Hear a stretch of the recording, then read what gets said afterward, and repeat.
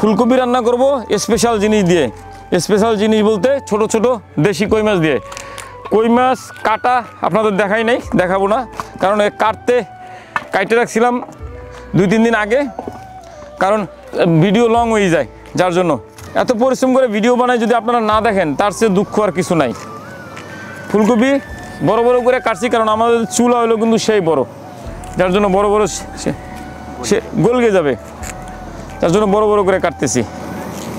চলেন আজকে আমাদের খাওয়াবো ফুলকপি।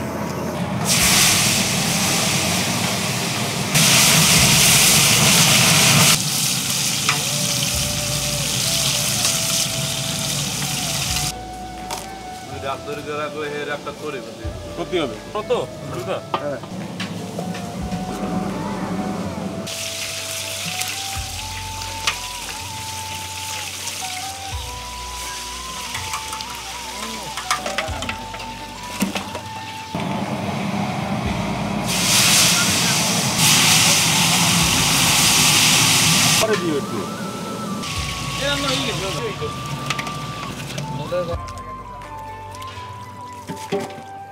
এক মন ফুলকপি বলে তো এতগুলো মাছ দাদা, এ যদি কাইটা ভিডিওতে দেখাইতে চাই অনেক সময় লাগবে।